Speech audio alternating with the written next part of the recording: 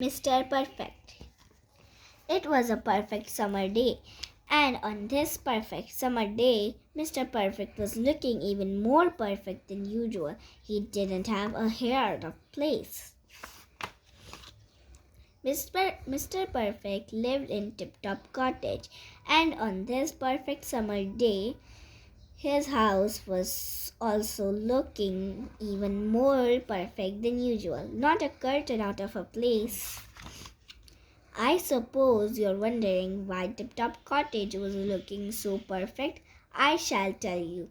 It was Mr. Perfect's birthday and he was going to have a party. There was a knock at the door. Perfect, cried Mr. Perfect. How very kind of you, he said when he saw all his guests had brought wonderful looking presents. Please don't come in, and if no one minds, we'll open the presents later. Nobody minded at the least. Well, almost nobody. What's that? Roared Mr. Upty. I don't have any time to waste, you know. You'd better make sure we don't get bored today. Do you think this will upset Mr. Upty? Of course not. Mr. Perfect had perfect manners, unlike rude Upty. Oh no, my dear Mr. Upty, we shan't be bored today, he replied. First we shall dance. And everybody danced, even Mr. Upty. But although he danced, Mr. Upty couldn't manage a smile.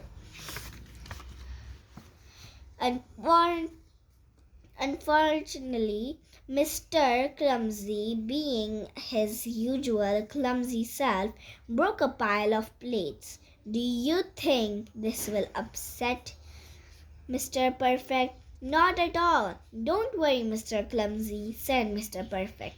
And being the perfect person he was, and not in the least bit clumsy, he produced a whole lot more plates made of cardboards.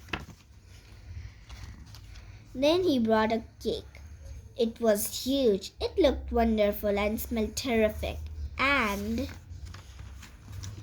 Mr. Greedy thought it would taste delicious. He globbed up the whole cake in 3 seconds flat.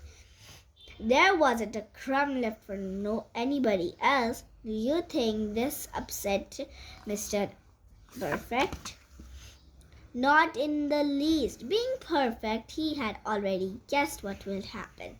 Quickly, he brought out lots of small cakes. There were plenty for everybody, even Mr. Perfect. But as he was not greedy, he only ate one. One cake was just perfect for him. Once everything had been done, Mr. Perfect opened his presents. He said, as many thank yous as there were presents. Well, not quite. How about my present? Cried Mr. Mean. Your Mr. Mean's parcel was so small that Mr. Perfect could not see it. Mr. Perfect opened the tiny parcel wrapped in newspaper. Oh, Mr. Mean, said Mr. Perfect, you've given me a lump of coal. How kind of you. It's delightful. If I know, I'd only have given him half a lump, grumbled Mr. Mean. That's it. I've had enough, cried Mr. Upty. Suddenly, I'm fed up with you, Mr. Perfect, and do you know why? I'll tell you. I have discovered that there is the most enormous, unbearable, exasperating fault with you. Will you be so kind as to tell me what will what that might be?" asked Mr. Perfect as politely as ever. "Don't you understand?" cried Mr. Uppity. "Your fault is that you have no faults.